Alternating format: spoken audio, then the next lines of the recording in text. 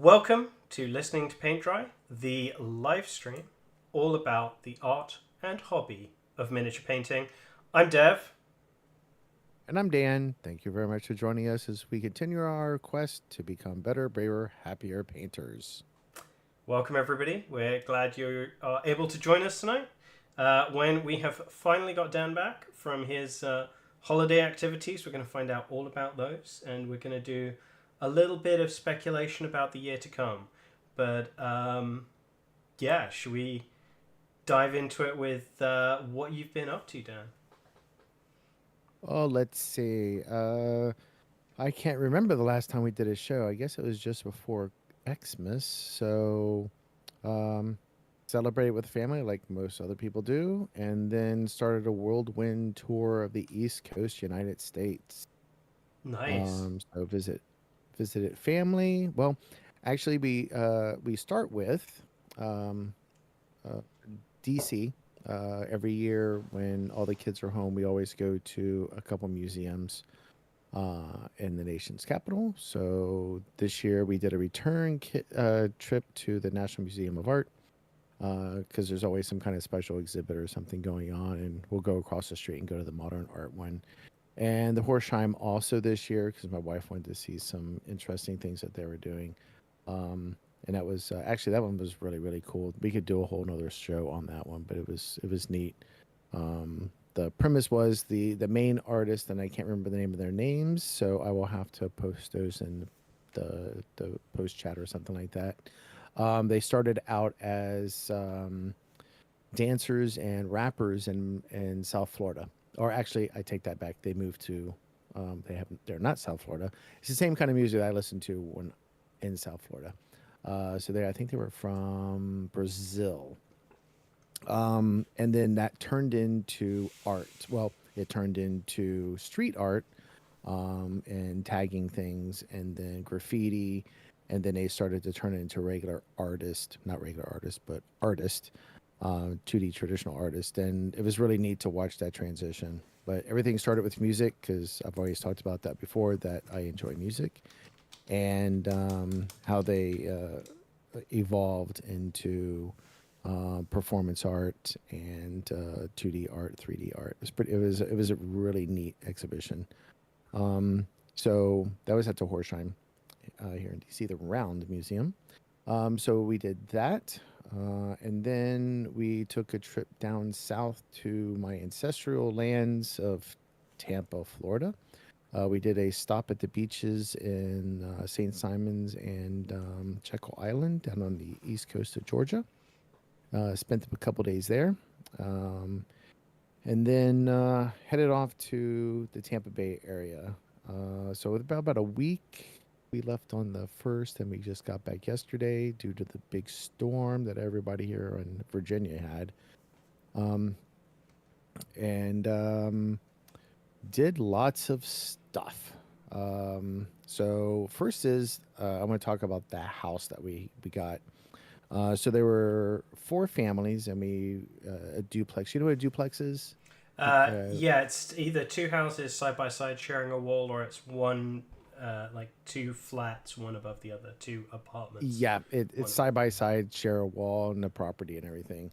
So our host found this duplex, and they're like, "Well, there's a basketball court, a swimming pool." We're like, "Yeah, okay, whatever. That sounds cool, but I really don't believe you." So we get to this place, and it's a remodeled duplex. They still kept it separated, but they took out the garages and expanded the kitchen and eating areas in both sides of the house. The backyard had a decent sized swimming pool that was heated, and we needed that since the temperatures dropped because of whatever the polar vortex or anything it was that hit us. Um, excuse me. There was a full size pickleball court, which I learned how to play, and I'm pretty sure that might be one of the reasons why I'm wearing this thing on my shoulders right now.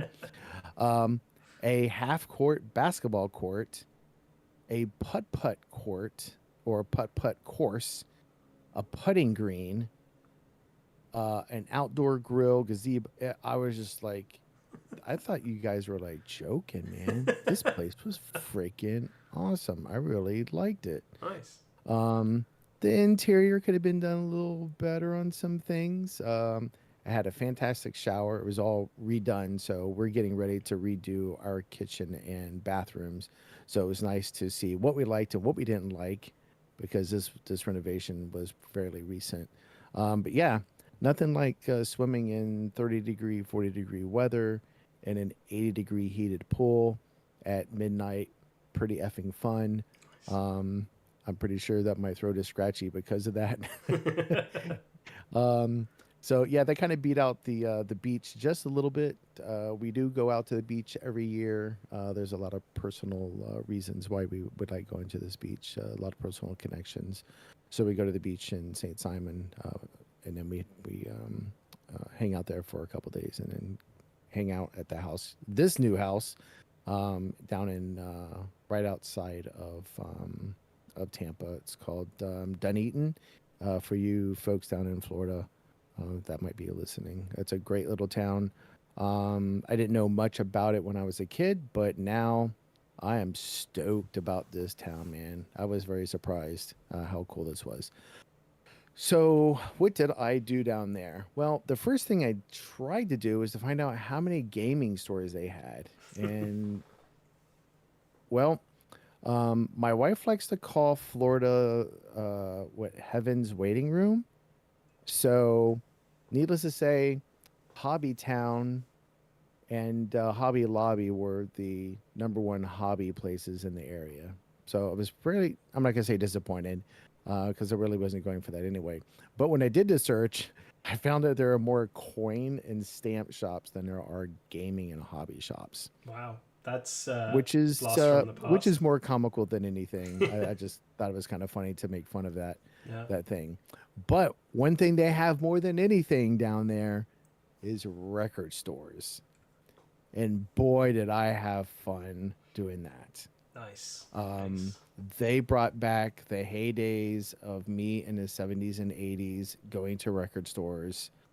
Um, some were, and they were very unique. You would think that you would walk into a record store and they would be kind of the same, but they all had very different personalities.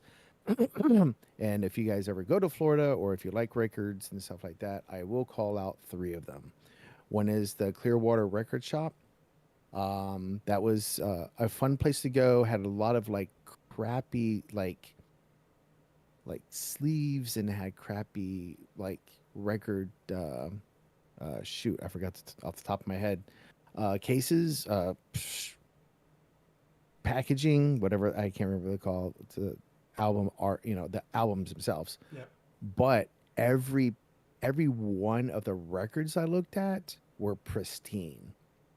I was amazed how beautiful these. It's like, you guys, like, someone just like played them one time and like threw them in a dumpster, and then you guys found them, because they were beautiful. So I picked up like five or six from that place. All kinds of great selection. One thing that was really really cool. Oh, actually, I probably should find this stuff. Is they buy old audio equipment and like niche kind of things for audio enthusiasts and TV and things like that.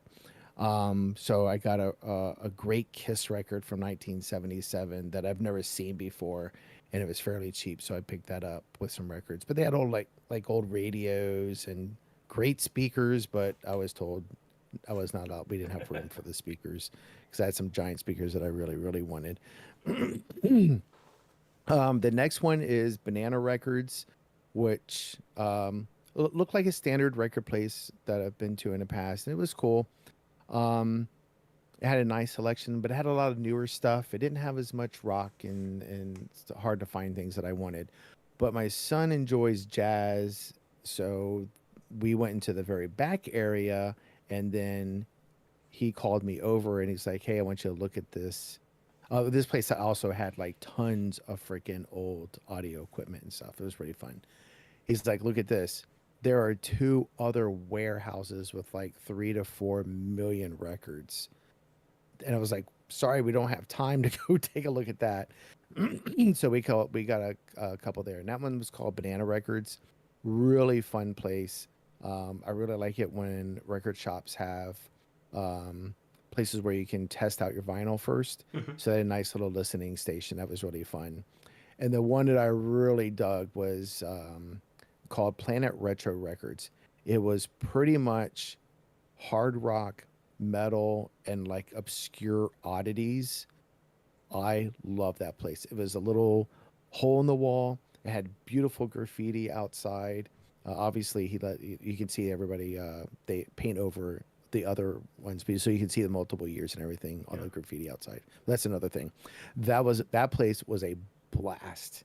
And those that know me know that the Damned is my pretty much my favorite band, and Dave Vanian's picture was right behind the guy. So I walked in, I was like, holy crap. I just happened to be wearing a record shirt too. So great stuff. Signed albums by all kinds of people. There was lots of really obscure stuff that I'd never seen before, like really like grungy, like 80s stuff, a lot, some 90s stuff. He had a large collection of what do they call them? Fan groups or fan I guess yeah, fan groups, fan clubs, and they would get like records from like live shows, and he had a Mm. ton of those, like Nice. Like the Kiss, bootlegs. Rolling Yeah. Stones, all kinds of it. Like, wow, that was really cool.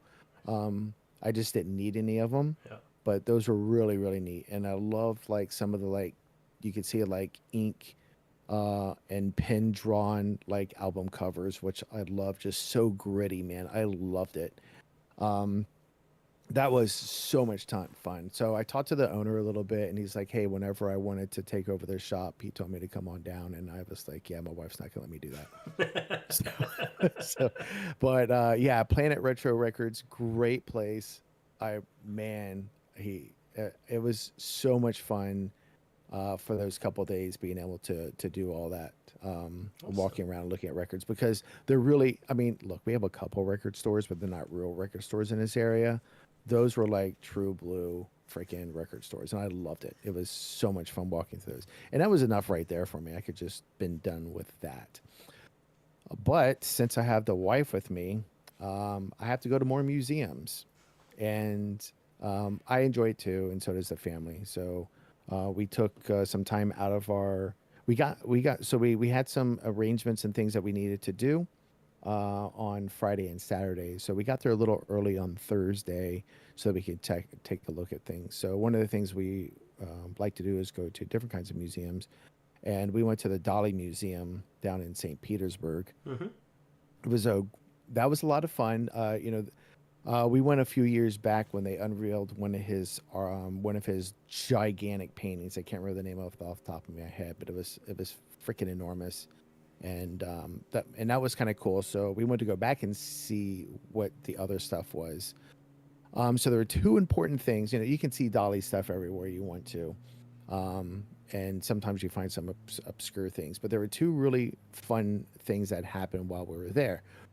One is we joke around and talk about AI a lot and what is it doing for the arts. Well, Dolly was just so far out there that the owners and the folks who I guess run the museum felt that he would have a positive experience and use AI. So there are two things that we could do. First is there was an AI generator, and they did samples of Dolly's voice in English and in Spanish. And you can pick up this like goofy looking phone that looks like a lobster and ask him a question, and he will answer you in his voice. So we were having some problems with it, and because it's probably using a slower computer than my cell phone right here, because you could tell that it was thinking a little bit too long. Hmm. So I was just like, okay, whatever. Let me ask it a stupid, simple question. And I asked the question, and I asked Dolly, what is art? And here's his response, because we got a kick out of it, is art is the pulsating heart of existence. It shatters reality, births ecstatic dreams, and unveils a divine chaos of imaginations. Its purpose is to mesmerize the soul and awaken our dormant, surreal magnificence. And it says, ask yourself, does art need a purpose? Um, it was kind of cool. I thought it was kind of, and you can ask him anything you wanted to, and he would be able to answer through AI. I Mm-hmm. guess there was some fun programming and stuff, Yep. but I was like, okay, that's kind of a neat way to use AI.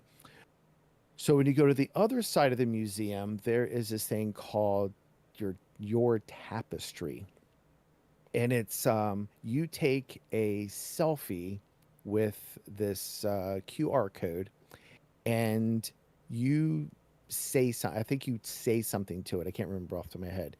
And what it does is it generates a like a dreamlike picture that is AI generated, and then it uses all the other. Oh, it was a dream. It was, what was please explain your last dream. And it draws this AI thing, and I think a lot of it's based off of his artwork. But then what it does is it creates this tapestry with the other people who have done it before you, and it melds all of them together, and it's a really neat thing. I don't think I have a picture of it, um, and I wouldn't be able to share it anyway right now because I don't know how to share it. Um, but I thought it was just kind of cool. It was a fun little thing, and it was neat to see um, a positive on AI, it was a fun, neat thing. So I know I keep talking, and that's all right because usually Mike is around and he talks. So the second part of the show, they had a new show, was surrealist and experimental photography in the early 20th century, and that was kind of interesting, because you wouldn't think, it was a new medium, having photography at that age. I guess not too new, but a lot of people didn't have cameras and Right. walking around taking Right. pictures. So it Still was really kind of expensive. fun Yeah. to see what they were doing at the turn of the century, 20th century. It was just a lot of experimental stuff with like overexposures, and like when you develop the film, doing multiple, I guess I don't know what we would call it, um, different photos on top of each other, and Mm-hmm. Double processing it like that. exposures. Yeah. It was kind of, yeah, it was fun. And then it started getting into like, you know, World War I just ended, and so they were doing like some anti-war kind of stuff, and then they would show like what does that really mean, and then, um, but it was really cool. It's just another one of those things. And it's called the subversive eye, surrealist and experimental photography. I'm sure you guys can look it up online if you guys are really curious about that side of the art world. Um, so we had another couple days to do some stuff, and we had a free afternoon, and we went to look around because I already said that we were in this area called Dunedin, and two things like jumped out at us. We were looking for like, you know how you can go to like little galleries in towns, and Mm-hmm. they might Yep. have like the local artists in there, and they Yep. do like Torpedo Factory is one, and I can't remember the name of ours is Liberty Town, I think, out where I live. So they had one called the Dunedin Art Center, and we're like, okay, let's go take a look. We'll see some artists, and that'd be kind of cool. So we walk in, and they were taking down their current art show, and they had some decent pieces, and they had some, a different flair, because usually a lot of things are nautical themed, bright colors because Mm-hmm. you're in Florida. But there was like we went to the back room, and it was like all these rooms, and we're like, well, this is kind of weird. And then we look around, and there was like a set of 3D printers, and then there was like a giant chalkboard, and there was something else that grabbed my eye, and I was like, that's pretty interesting. Why would a community center have something like this? So we went to the front desk, and I kid you not, it had a brochure, or actually, I should say, a catalog of the classes you could take at this community center. Yep.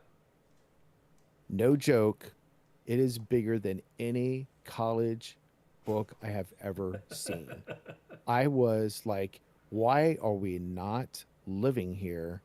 Because it's every kind of art medium you can think of. There was a couple music things, but it was like how to start in films. And it was like a whole entire series of like how to do photography, how to do videography, 2D art, 3D art.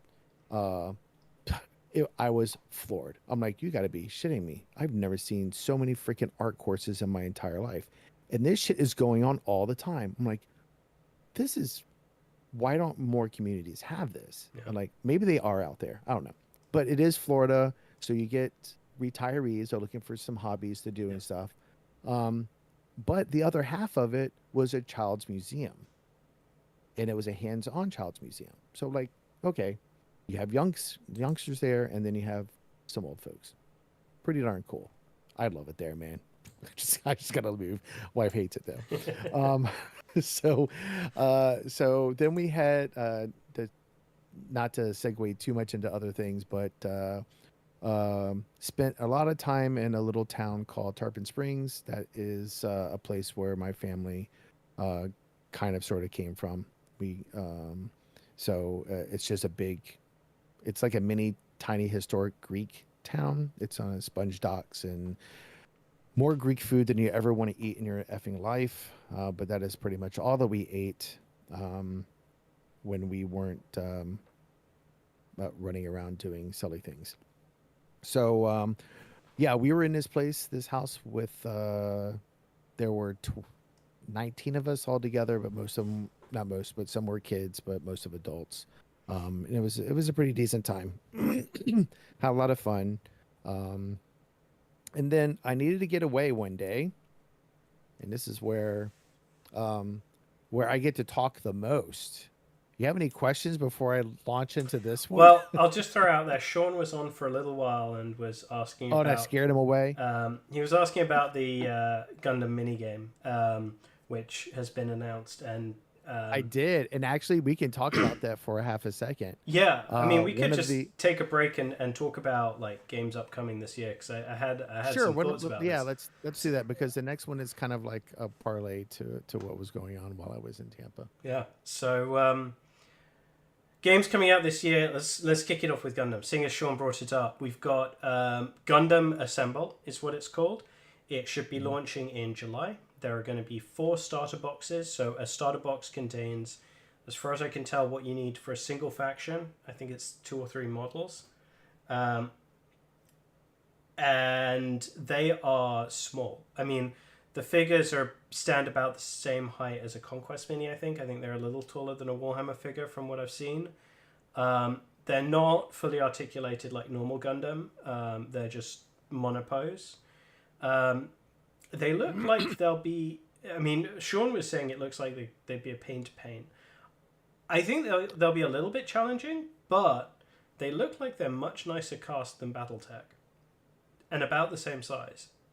Yeah. So when I first saw them last week, they reminded me of the Macross series from something toys. And they do like 1/200 scale. That's where they reminded me of. And I was like, okay, they're hard to paint, yes, but there's a style that we would use for those types of mechs or planes or Gundams. I'm looking forward to seeing it. I was talking to some folks about that this weekend and saying, hey, I see so many more collectors than gamers pick this up. Mm-hmm. That's definitely It's what's going to be super interesting. I think it looks like it's going to... I think it's going to play a lot like Battletech Alpha Strike. I think it's going to be on the lighter side, maybe even lighter than Alpha Strike. I think it's going to be a lot of back and forth and maybe scoring points rather than going for like TPKs. I'm really intrigued. But also, for folks that haven't heard, announced a little before this, is there's a new Gundam trading card game coming out, which looks relatively interesting. One of the cool mechanics that just sticks in my head for this is there will be named pilots for named named Gundams or named mechs, and if you basically play them together, you basically get to activate them immediately, which is very cool. It's a huge advantage instead of the summoning sickness that you would normally have.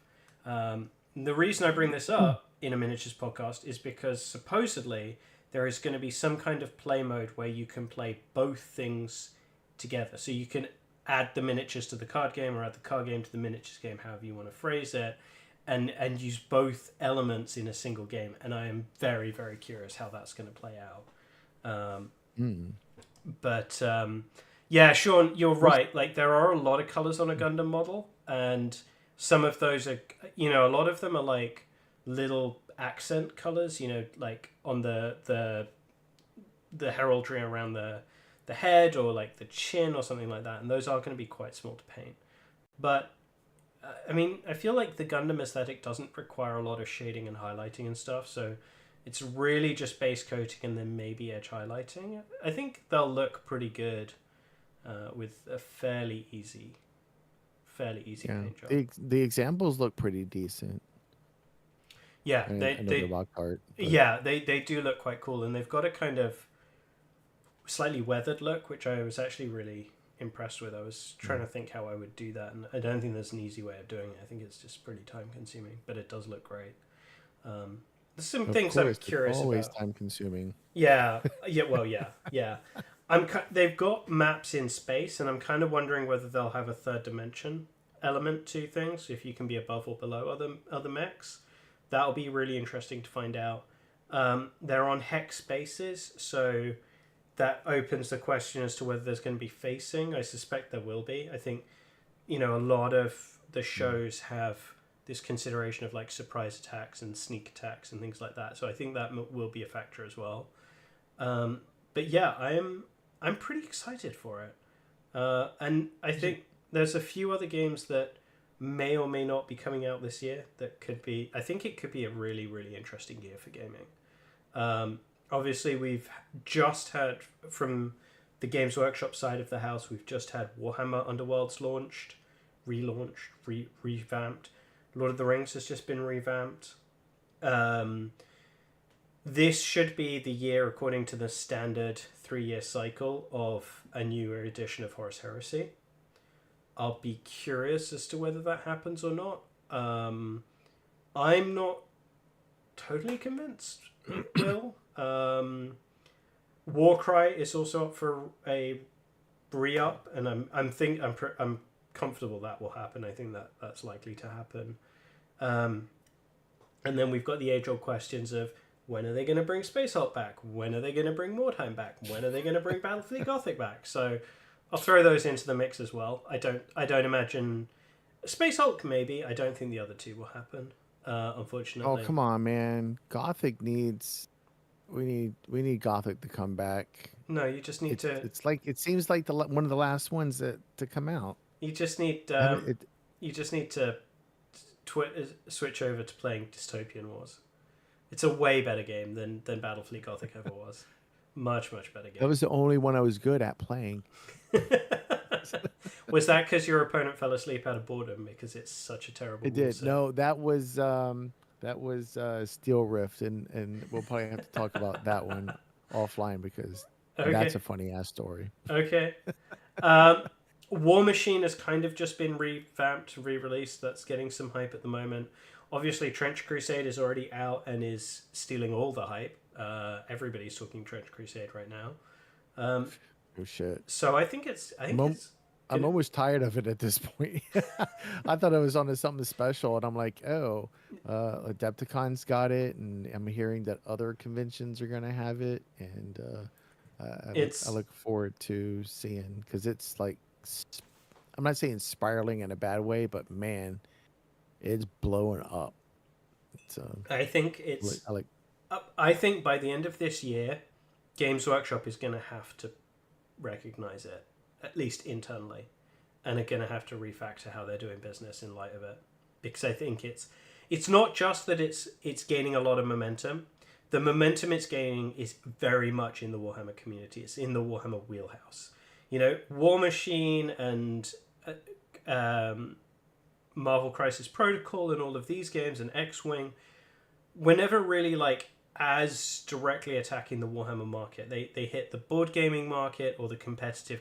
Like, funnily enough, War Machine I feel like has in some ways more in common with like trading card games because it hits that very highly competitive slide of the thing where you want to play a game in a short time frame and have like really clear cut rule set and you know Games Workshop has branched into that with Warhammer Underworlds in particular, a little bit with Warcry, but you know very much War Machine's bread and butter, and War Machine has been doing that for ages. But Trench Crusade, thematically, mechanically, aesthetically, it's hitting Games Workshop at its core, and I think they're going to have to recognize it. Yeah. And because it's using that 3D model mentality and you know release path, it's really attacking Games Workshop in a way they don't have an answer to. Yeah, it's a really interesting business model. I mean, you can download the game for free, the rules, and then you can use any figures that you want to. I mean, that's kind of like how a lot of the games started back in the 70s and 80s. Just like, hey, give this a try. Yeah, free rules and see what just happens. Yeah, pick up some models. Yeah, have fun. We just want you guys to enjoy this game. Yeah. So it didn't help. Really interesting, really exciting time to be in the hobby. I think this may be like the last couple of years of really diverse stuff. I think we may start seeing some acquisitions. We may see some companies failing if the economy gets a little rougher. So I'm keen to see what this year comes up with because I think it'll be a good year, and it may be the last good year for a while as well. Unfortunately. Yeah, there's some side conversations I've been having with some folks about that in our community, so I could see something along those lines too. It definitely happened. It's been very rapid build up, a lot more than I was expecting. I thought we had a little bit more time for slow growth, but it's been so rapid, and I'm just like trying to figure out now, like, actually what happened? How did things just start to explode like this? And I know there's just so many games out there, and maybe it was because of 3D printing. Who knows? Like, hey, I got this cool figure. What am I going to do with it? Oh, I can play a game with it. Oh, that's interesting. Yeah, I think that's definitely a factor. I think the other really big factor here is timing, right? Because the explosion in awareness of wargaming happened during the pandemic, right? Mm-hmm. And I think that we're now at a point kind of 3 to 4 years after the pandemic where the shine of that discovery is starting to wear off and people are looking for other options. And whereas previously the other options that existed were basically still under the Games Workshop umbrella, now there are options outside of that, and there are YouTube channels giving and other social media giving those channels the reach to actually hit these markets. I think that's a big part of it. The other one that I didn't mention, it's not going to be a full re-release, rules reset, I don't think, but Conquest: The Last Argument of Kings has been progressing. It's just announced a new faction, which is kind of East Asian themed. Lots of kind of samurai aesthetic and yokai and stuff like that, which I'm really hyped for. The artwork looks incredible. You've kind of got Oni and stuff like that. So I'm kind of hyped for that one. It'll just be a new army for an existing game, but I'm definitely hyped for that. I think Infinity is also... Didn't Infinity just have a new... I think Infinity had a new release in the summer. Was it? Okay. Yeah, I think so. It's never been a game that's attracted me particularly, but... They need bigger figures, man. They're freaking true 28 millimeter, man. This shit's small. Yeah, I mean, it is that. That's not the bit that bugs me. It's a little bit too squeaky clean. I feel like a bit more grime on those, on the aesthetic. A little bit more, worn out would be a little cooler. But, yeah. I mean, Infinity was another great game that was very much hitting that kind of competitive streak, right? The tournament scene. Oh, yeah. So, I mean, maybe we're going to see a real boom in tournament play this coming year as well. I guess Adepticon will be the first indication of that. Are you still going to Adepticon, man? It looks like it now. I keep trying to bail out, but I just keep getting dragged in because all the cool stuff going on. I mean, So I'm jealous. I'm not sure. I'd love to go, but dude, it's too much travel. I'm giving. If it wasn't, for it being in a new location, because I'm really curious how they're going to pull this off. I mean, I know they're going to be able to because it's a bigger location. That's pretty much the reason why. I don't know. Like, I'm not playing in any tournaments. I'm not. I might play a grinder, but I doubt it. I do know that Trench Crusade is going to be there, so I will definitely try to sneak in a game if I can.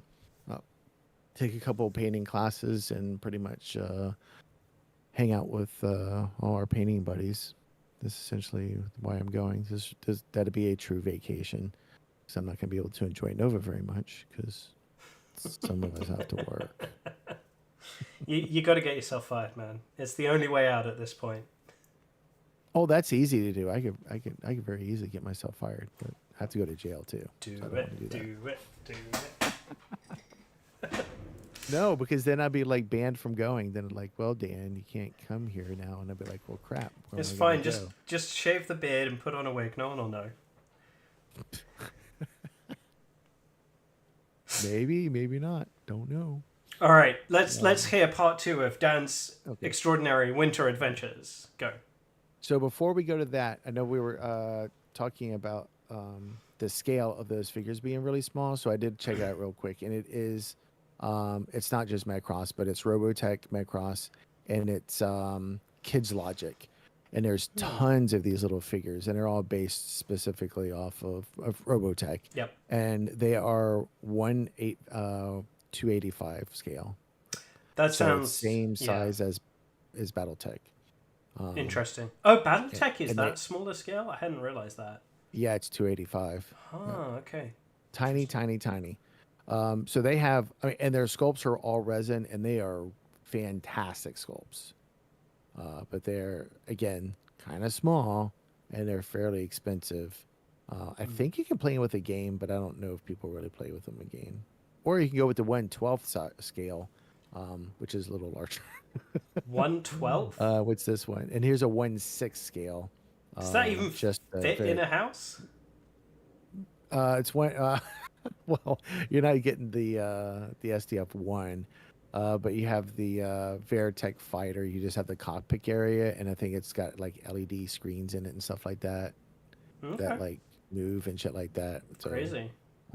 Yeah, I don't have the money for that, so I'm not going to. Not gonna look further than that. But if you like the classic BattleTech and the aesthetics of that, and you want to use some of the figures and play in BattleTech, that's a place to go. And I do have a couple pieces. They're pretty nice, but they are really small. Nice. All right. So let's see. Back to Dan's amazing adventure in Florida. So I had an opportunity one afternoon to go to my new friends or old friends, the guys from spraygunner.com. And so their warehouse is located 5 minutes away from where I was staying, and that was not planned. So Dan, I'm not going to call, he's not the owner, but one of the managers there, Nestor and Uli, who are the guys that I met and work with for Nova Open and Capital Palette last year. Wait, Nestor Medina? I'm not going to tell you what his last name is because I don't know his last name. Okay, I just know people by their first name. Fair enough. So I apologize. I don't know. Actually, I know all the last names. I just can't pronounce them because I suck at that. So yeah, I was in contact with Dan over there, just saying, hey, I'm going to be in the area. I'd love to take a trip and take a look at your warehouse, because on my civilian side of the world, that's stuff I look at, and I just love seeing business operations, even if I'm not involved with it anymore. I really do enjoy it. So yeah, he's like, come on down, man. So it took us a couple days, and we were able to get out there, and I spent 3 to 4 hours just talking to the guys and just taking a look at their place. All the things that I've seen and all the things I heard and talked to those guys about was just, it was fantastic. First of all, the guys are great. I love hanging out with them. We can just shoot the breeze about anything. We bonded pretty well during Nova Open last year. So it was just like we picked up right where we were before. So when you first walk in, you see just a really small window. And of course, I take wonderful pictures like I do with my miniatures. So I don't think I have any in my camera. You have the shop space is very small. Like I felt like it was like maybe less than 10 by 10, and it has a couple airbrushes and it has a couple of paint swatches up on the walls. Um, so I was like, well, okay. And then if you look off onto the side, there's a nice sized room that has a bunch of desks that you can have probably 10 to 12 students to do art classes. And I think that's something they want to build upon.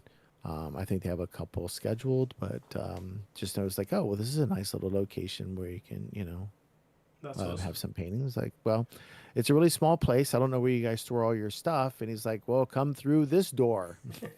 And holy cow, it was like walking into another country because it was effing huge, huge warehouse.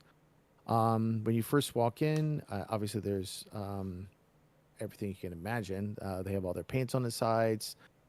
They don't just work with scale models and miniature models, but they do industrial painting, car painting, vehicle painting, just everything that deals with airbrushing. So I got to piddle around with some of their car paints and their car airbrushes, for lack of a better term. Mm-hmm. I guess it would Spray be a spray guns. gun. Yeah. And they're freaking awesome, Oh. man. I mean, it would take me a tenth of a second to paint a whole army because it comes out of it. The Dan But special mode of one, painting. oh yeah, yes, you got to put mask on and all kinds of stuff. But one thing I thought was really cool. Well, I did have my son with me too, and he had a couple of things to say about it. So, from a non-hobbyist, non-painter, when you walk in, it's a two-story, but it's like one of those warehouses that the second story is really just more storage space, but it's not cut off. It's just really tall. Mm. The side walls are done with artwork that that their products were used on. So not just like miniatures, which they had cases for as you walk through all the rows of the airbrushes and their paint supplies and uh, compressors and all everything you can imagine. Um, but they had like a motorcycle. They had guitars. They had shoes and clothes and jackets. Beautiful. It looked like oil paintings, but they were all airbrushed. T-shirts, airbrushed, and they had them framed up and put on my walls. It was really awesome. So when you're looking out at from their like rest area, which was a makeshift second floor, which is really cool. Also, you can see all this artwork.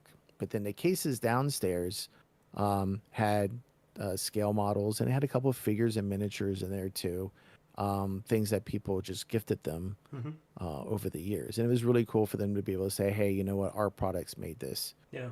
Yeah. And then I was like, "Well, that's pretty cool." And then we walked into another gigantic warehouse that's connected, and I noticed a bunch of tables, and they were discussing how they want to expand a little bit and have places for people to play games. Awesome. So they had the space, so they're going to be opening the doors for folks to play games. And they had a couple people that come in, like friends and things like that, plays some, some 40K mostly. And I think they're selling their products now. So we talked about the business side of that, and it was kind of fun. And then I got to see where they do or their packing, because that's more of where I was kind of interested in, see like how those operations work. And then off to the side in this little teeny weeny cutaway was a 3D printer. And I was like, hey, do you guys 3D print here? And they're like, yes, we do. So um, uh, I was like, oh, well, this is cool. And this is cool. And I was like, hey, by the way, I bought a bamboo A1. So I was like, what do you guys think? They're like, oh, here's ours. So we talked about the bamboo A1, and I think they had the I think they had the P1 or something like that. And then it just went sideways, and I had to have talked maybe an hour, half an hour, to 45 minutes to an hour or so, talking about 3D printing. They had two Jupiter printers there, so we talked about the history of Iligo and the Jupiter printers. Um, but I'm gonna call him Wilson, and I don't think that is his name, but he just reminds me of Mr. Wilson for some strange reason. So I'm gonna call him Mr. Wilson. He's the guy who does all the 3D printing. And I know I feel horrible. I didn't get a chance to write him and say, hey, I forgot your name again for the 30th time. Um, but he's like, hey, check this out. He hands me this like support, and he's like, this was this is out of the box print, and it came out better than my resin prints. I was like, you got to be effing kidding me. He's like, man, I love this thing. And he was talking about a lawsuit with Persa, so I got to look that up. But he's like, yeah, they're going to have all kinds of great stuff. I'm like, holy crap. So I got a great insider's conversation about like creating 3D prints and how they do it and what the quality is. And it was fantastic. It was so much fun. And they're just pulling stuff out and like, here's a card that I made. And then I'm like, what in the world, man? Um, that was so much fun. But yeah, after after I talked to him, and after talking to you, I was like, that's it, I'm done. I'm just gonna buy the damn thing. So I got it during the last day of the sale, the winter sale. So that should be here in a couple of weeks, I hope, because I'm Nice. really looking forward to it. And he's just like, you got to print this out and print that out. It's like, hey, send me an email and I'll let you know like all the upgrades and updates. Because he had everything was just like everything he had, he didn't purchase. He just printed it all out. I was just totally floored by it. It was a lot of fun. Man, it was fun. Um, That's awesome. I love so spray gunner. I picked up one of their battery compressors just on a whim, yep. and that is now my like travel airbrushing kit. Like Yeah, I've yeah, it's a great it's size, and you just perfect. plug it Yeah, in, and you get the extra battery in it, so and it lasts yeah, a long, a good enough time. yep, And you're not gonna like paint armies with it at one go, but if you need to put a base coat on something or you want to just touch something up, yep. it's fairly simple to do. And that's a great set. It's their brand is called No Name Brand, That's right. but that's I have a compressor and I have the small portable one too. And if you look at their So I have website, they actually have other manufacturers as well, right? It's not just their they own do stuff. they So have yes. So go to spraygunner.com. Maybe wait a little bit. Wink, wink. If you need to buy anything. Um, but we were talking about prop making, and they went to a cosplay show, and they were like amazed at how many people were using their products, and they were mhm. talking about like some of the prints they were doing and the paints they were using. Um, just phenomenal. They do. There's so much. If you go to their website, it's everything that has to do with spray painting and airbrushing. They have it. It's great Yep. stuff. While I was there, I picked up. I don't know if you can see it. Barely see it. Yep. Harder Steenbeck Ultra. I picked one of those up because I don't believe in going into a place and not throwing some money their way. I wanted to purchase it when I first saw it. They ran out at Nova. So I was like, hey, while I'm here, I'm going to pick this thing up. I also got some Atom paints from Big Oh, Child. nice. Okay. So I got a couple of those colors. So I'm going to give those a try. And Did you ever try those at chroma, Adepticon? I did not. I Okay. saw them. I didn't play with them at all, and I probably should have. I was just like at wit's end with all the different kind of paints Yeah. No, that I were was out. I was the same, and I tried to get a seat at that table, and it was just constantly full. I was Yes, it just was like, really really busy, and I did see Sam there, yeah, and I chatted with him for a couple minutes Yeah. while he was doing some painting. I think Eric. I want to say, was Eric there also? I can't remember. Probably. Um, just yeah, just checking the paints out. And I know Mike got He I did, think and I Mike got a tried set of his, these. and I was having issues with them because I think it was the models I was painting on, but they were not adhering to the surface at all. Really? So, but I'm pretty sure that Interesting. was the models, not the paints. And then I got a couple of these things called Chroma Air, Oh and these are yeah, airbrush. yeah, airbrush ready Dude, paints. Yeah. hey guys, this shit is crazy. So I have blue and I have orange, and we were talking about Gundams. And Uli is a Gundam collector and painter, and he likes to do modifications and stuff. And he was doing some really cool stuff, and we were talking about him. And he's like, take a look at this. I kid you not. It's like he put a fucking oh, now we're demonetized. Darn it. Shucks. It's like he put a freaking nuclear reactor in his freaking thing. He showed me orange and blue of this Chroma Air. Do do do. This is the blue one, and this is the size of it too. I'm not selling anything because I'm making any money because I'm not. This thing has got to be at least 4 ounces. It's freaking enormous, but that shit glowed like no one's business. I have never seen any fluorescent paint glow like this stuff did, and I wish I had something. I wish I had the light to show how this stuff glowed. I Okay. was floored by seeing this. And I didn't get it, and now I shoot myself in the foot for that, but I'm going to be ordering it. They have a clear version. Oh, interesting. That's super cool. Just clear Dude, UV reflective paint. man, I'm pretty sure it was clear because it was a white shield and you put that thing on and he had writing and he had stencil marks all over it and it glowed like it was on fire. Oh, I that's was awesome. like, you got to be effing kidding me. This is their product, man. They make this stuff at home. Nice. In home. So what was I going to say?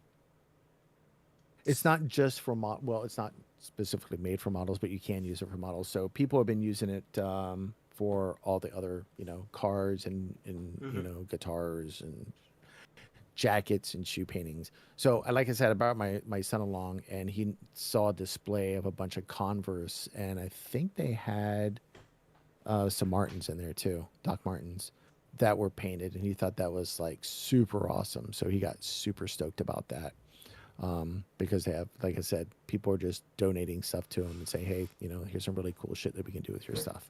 Nice. Pretty freaking fun. I spent, yeah, like I said, I'm not joking. I spent 3 to 4 hours in there just talking to those guys. It was so much fun. And we were just talking about all kinds of stuff at that point. I mean, we talked about business operations. We talked very little about Nova because I didn't want it to turn into a business Mm-hmm. conversation. And then it was Gundam and figures, and then 3D printing. Man, it was a blast. I Nice. really had a lot of fun with that. And I want to just finish up with this fills this trifecta of small companies. They have 15 employees. And when we started with the show, we wanted to, to help, not help, but we wanted to spotlight those small companies Yep. that help our community. And now it joins Death Ray Designs, which has about 5 employees, and Game Envy as that trifecta now. I have my game company, I have my paint company, and I have my company for accessories. And that's all I really need to play my games. And Nice. they're all really small companies. They all make fantastic products. And they're awesome people. I'm personal friends with those people in those organizations. And that's the reason why I like this community. Yep. We're not talking about big corporations and you can't touch the person, you can't talk to them, but I can pick up a phone and call these folks if I need to, or I can send them a text message Yep. and they can respond and we can talk about BS stuff, or we can talk about Nova, or we can talk about conventions or products. Yep. And I think all of our what is it, one listener now. So Sean, Hey, Sean. if he's still on, yeah. So Sean, if you need to, you could always talk to them too because they're open to that. They Yeah. love talking to all the gamers out there, and that's that's why I love them so much. So, and then yeah, I stayed an extra day because of the 6 inches of snow that crippled the mid Atlantic here in Richmond and DC, and boxes and boxes of stuff we didn't have room for, like paints and airbrushes. Sean is apparently working on And his MBA and looking for resume building and is asking if he can help with Nova. So I will say hit Dan up and probably. I don't see my chat anymore. What happened? Dude, tragic. But hit him up on the Discord server and. Yes, please Yeah. do because I can't find chat or anything on this because I suck. All right, so subject change. What Uh-oh. what Christmas gifts did you get? Hobby related.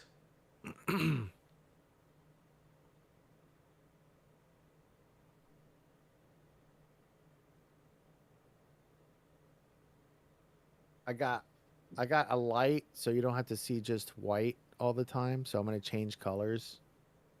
And we experimented with it a couple minutes ago, Yeah. well before we started, and it's pretty bright. And I still don't know how to make all the different colors work or get the color I want. But I have like police siren. I think it has police siren on it or police like. When you're in a hurry, just like gorilla glue it to the top of the car. Now I gotta do it. Now I'm gonna do it. I'm gonna find it now. So actually, I honestly believe that is the only thing this hobby related that I got. Ah, that's not it. Is that it? No, that's not it. That's just more colors. That's just purple. So bright. Is that green? Boring. Wait a minute. One of these has got to like show different like patterns. Is this it? Oh, slow. Oh, there. Slow. That's a slow one. That must be the British cops. High beam. Oh, Plodding old here's some bobbies. emergency. Paparazzi. Oh, there we go. That's your epileptic fit raid. Yep. Yeah, have a little bit of And a. then regular strobe. I'll Cool. probably put it back over there so you guys can see it. Yeah, there we go. Okay, that's enough. It's hurting my eyeballs. Cool. All right, so not so much But- on the hobby acquisition side for Christmas. Well, not this hobby, but I got lots of stuff for my other other hobbies. So car detailing and audio. I got more than that than painting, but I spent my own money on airbrushes and paints and stuff. Right. So a successful. And trip. models. I got some models. I got some Oh. models too. What did you get? Gale model. Oh, I don't have it. I got a 12-inch camera Oh, from cool. Bandai. Okay. Yes. Nice. I really like the updated version of it. So I was don't like, think you I've know, seen that. Okay. So, is it fresh tooling? I'm assuming this is like a scale model kit, right? So it's a bunch of it's plastic kind parts. of Or is it vinyl? it's Bandai, so however they make it. Okay. It's kind of rough with the joints because it's very organic piece. Mm-hmm. Yep. So I'm gonna have to do some So some putty. is it like meant to be posable like most Bandai stuff? It's not though. No, it's static. Oh, It's interesting. static. They just Now there is another one that is it? It's not posable. Is it Bandai? I'm pretty sure it is. Because they do Godzilla ones too. Mm-hmm. For folks that don't know, Gamera is a giant turtle that is basically this is definitely not Godzilla, but is also the movies are actually pretty good. They're worth watching. But if you haven't seen them, classic monster. yeah. Yeah, that was one of my favorite ones as a kid. So I was like, I want to, something a little bigger to paint. So I give it a try and see what I can do with it. Maybe I'll enter it into an art competition. Yeah, yeah, man. Maybe I mean, not. I'm curious how you're going to hide those seams because if it looks the way I think it's going to look, That's gonna be some green stuff in right there. Like you're gonna have to Well, there's gonna be restart and lots of stuff. green stuff, and I might be using milliput. Yeah. I do like the way that works just a smidge better. You know, I think base milliput is really pretty toxic, right? is that why Like I base, can't think straight yeah, when I've been probably. eating it. Yeah, probably. Okay. It's pretty nasty, so be careful with that one. Says the guy who's been using it with like no gloves or anything for decades, but never did me any harm. Uh, well, now I feel weird because I don't use gloves for that stuff either. Yeah, probably not a good idea. It turns out. Okay, I'll have to remember that next time. Because I've been just like squishing it Same. together and Yep. eating it, see what it tastes like. Licking Because my what it is just tools epoxy, to isn't it? like. Yeah, but there's Is it? something in it that's like a filler or something that's like really pretty badly carcinogenic or something. Of course. Yeah. So. Because why would we have it any other way? Exactly. If it's not carcinogenic, it's not worth doing. Yep. Uh, Let's see. Yeah. So let's see. I think that's it. Like hobby wise. So for me, this last week, in terms of hobby stuff, I have been continuing my painting. I don't know if I'd finished up the Ember Watch on the last live stream, but I have now finished up the Ember Watch. I'm now working on the Zicket's Tunnel Pack. They are probably about a third of the way done. I know it doesn't look like it, but Zicket's Tunnel Pack. So these are the war bands that are included in the new Warhammer Underworlds, and I've been filming. Okay. Filming the. I just thought real quick. I wasn't sure. Yeah, filming the results, and the tutorial on how to paint the Ember Watch is going to go up hopefully Saturday. So stay tuned for that. That's on my YouTube channel, Raggedy Pants. And then these ones will hopefully go up the week after, and then I've already picked up Grandfather's Gardeners, which is the next warband, and then I'll hopefully do Jaws of Itzel. And Dan, you didn't hear. Some of the viewers may have heard. My New Year's resolution is to paint up all of my Warhammer Underworlds models and all of my Relic Blade models. So I've got. So that amounts to about 100 models, I think. 100. So is that the current models that you have, or does that include all the ones that you're going to end up buying because you can't help yourself? Well, on the Warhammer Underworld side, I'm pretty safe on that front because I've already bought them all, except for the Jaws of Itzel, which I'm fully intending to get. I'm sure Games Workshop will help me out a ton by putting out more before the end of the year, and I will probably try and paint those as well. Relic Blade, that's a slippery slope, and I probably will end up picking up some more at some point because they just look fantastic. But as it is, I think I've got about 60 of them to paint. So that's my big resolution. What about you? I learned a long time ago not to set resolutions. One, because they usually fail, but two, it's supposed to be something internal and personal to you. Okay. And sharing it puts negative pressure to do it. And then, if you don't make it, then it looks kind of bad. So I can have some, I just don't share it, unlike you. So now I can shame you when you only paint 59. Yes, you can. Of your guys. Yep. And I probably will feel bad after that. But only a little bad. Yes. But if I tell you what my resolutions are, then you'll be like, "Oh, Dan, you didn't paint that wooden figure that you said you were going to paint this year." I mean, I feel like we can call that now, right? Like that is definitely going to be true. Already failed. Yeah. As I say every day, what did I do on the first? The first I ran to the beach, and then I did something else, and my wife was like, "Oh, I know," and my watch hit my target Step count, and I was like, "Okay, I can tell you, I met all my exercise goals for the year. I'm good to go." because that's how I roll, man. Classic. Classic. Uh, that's the only time I'm going to do it. So I don't know. There's always something that jumps in the way, and because like Sean here said that he's doing his MBA, so I know that like you want to do certain things, but homework gets in the way, and then like all of a sudden, like, what the hell? I got to read this book too. Okay, fine.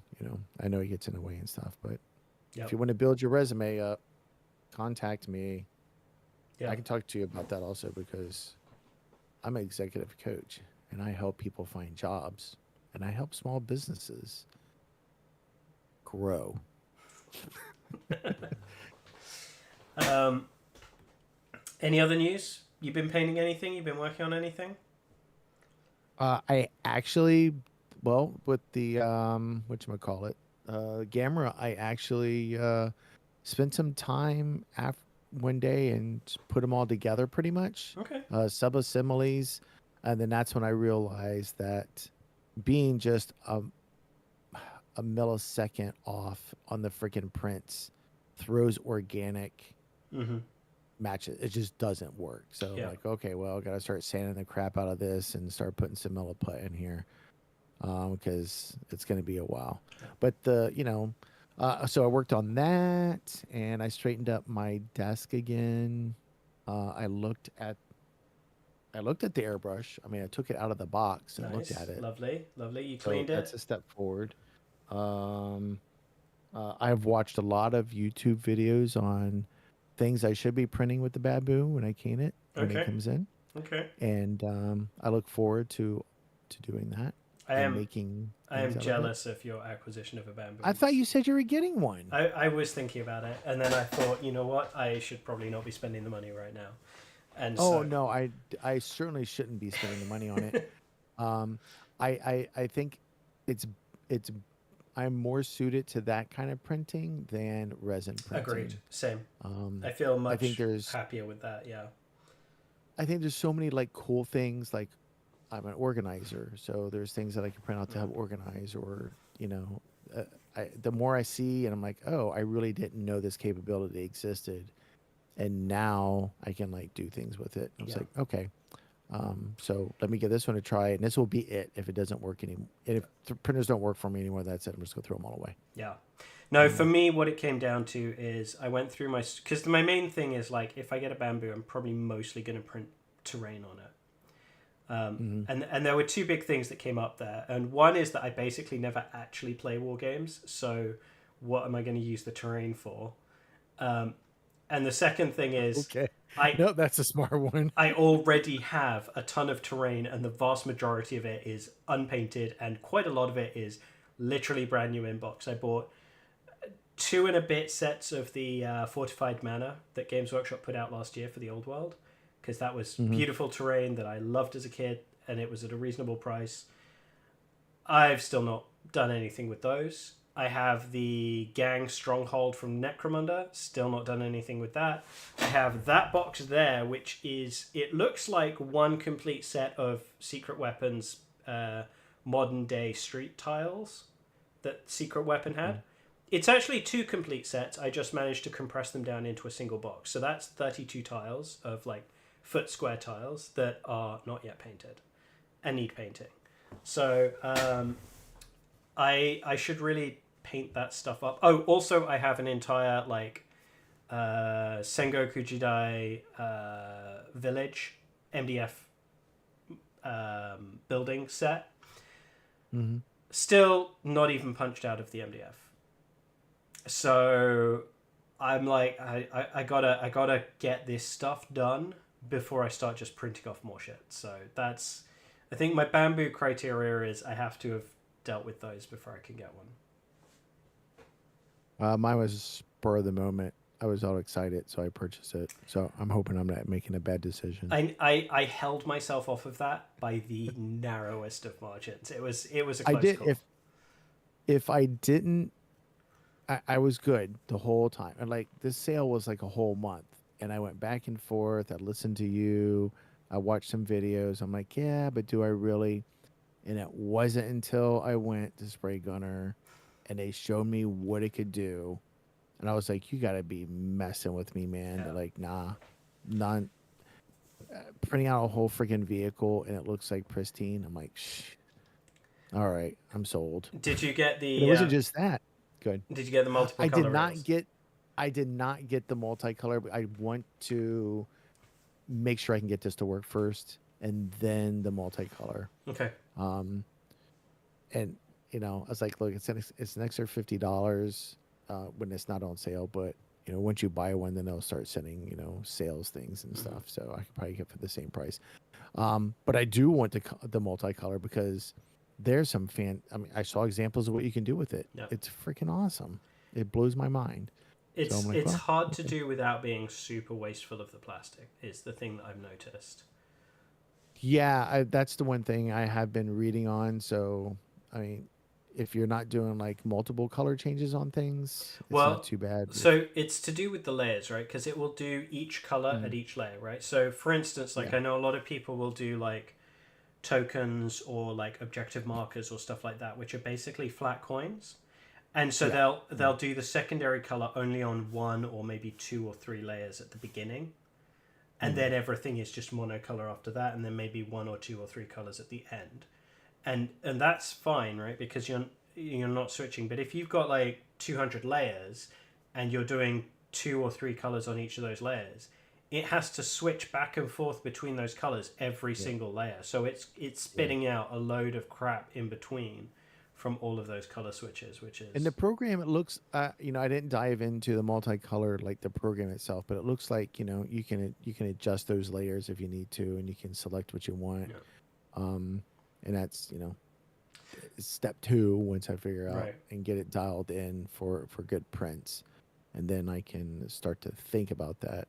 But right now, I really can't think of a whole lot that I need to use it Mm-hmm. for or what I Yeah. would use it for. I mean, I know some like trinket kind of things, but I don't need to drop another $250 on that because of one item I might make. Might as well just order it and have it sent to the house. Yeah. Yeah. Um, but we'll see. I'm kind of excited about when it comes in, um, and we'll give it a try and show what kind of stuff we can do with it. Fantastic. That's awesome. Yep. So I Uh, think that's cool. I don't know. That's about it. I've been talking too much. It's It exhausting. makes a change from normal. We don't normally hear that much from you, so I'm kind of glad for it. It was good No, to I hear all the activities you've been up to. Yes, it's been a busy couple weeks. I have a weird feeling that the next couple weeks is going to be busy also with work, and I'm not looking forward to that at all. I'm already there, But man. Back to the office this week. I was in Tuesday, yesterday, and today, and I'm oh wiped. my, I'm wiped after a month of actually being productive because I was working from home and therefore actually able to work a good number of hours in the day instead of spending most of it commuting back and forth. I'm yep, like, oh god, there's so much work that needs doing, and I'm not getting any of it done because I'm spending all of my fucking time on a train back and forth each day, and I'm exhausted. yep. So, I told that's exactly where I'm going, and we're just waiting. Everybody's just fingers crossed to see what happens January 21st. Like what's going to change because they can make all of us march back into DC, and yeah, infrastructure isn't ready. yeah, We're not ready. They don't realize like, hey, this is what work productivity, how that's going to take a hit. It's a shame that that's how it goes, but it feels like it's well, happening everywhere as well. Like, I'm my oh, it commute, is, my it is. commute is Mm. so much busier than it was at any point last year. Like, I cannot even get a parking space at my local train station because it's Wow. already full at like, you know, 7 o'clock in the morning. The parking lot is completely full. It's just insane. So, Man. Is it a commuter train or is it like a regular train? what's the difference? So we have Amtrak, which I would consider a normal train, like going from Right. like DC to New York, and we have commuter trains, which only take us into DC itself. So it's just goes right into DC, but it has multiple small stops. Okay, I'd And say this is probably a regular train. okay, It kind of services Sonoma County and Marin County, and it basically just runs a line kind of parallel to what Highway 101. Mhm. And I mean, a lot of people use it to commute, obviously, but it hits like Santa Rosa downtown, Petaluma downtown. It hits a Mhm. lot of big stations, San Rafael along the way. Mhm. Um, so, and it runs outside of just office hours, although obviously it puts in increased service for office Oh, hours. okay. Um, Ours is almost specifically for office right. hours. Like there is no return trips until the afternoon, so I can't go southbound Oh, in the okay. morning. So Yeah, I no. would. This is once it's up and running, it's going back and forth. Oh, Yeah. okay. Yeah, that's much different than ours. And now you can take it. Let's like we took the train because we were going to go to DC, and that's easy to do. We just hop on. But if I needed to go to National Airport, there's a stop there where I can just hop off and I can just walk over. So there's lots of people like Hmm. definitely see them during the holidays where people are taking that train to the airports Nice. also. Yeah. That's cool. But if you land at the wrong time, you can't because it doesn't run, Right. or if it's the Right. wrong direction. Yeah. Cool. Well, Yep. thank you everybody for joining us once again. Yep. And remember that apparently airbrushes are the secret to becoming a better, braver, happier painter. So get one. See ya.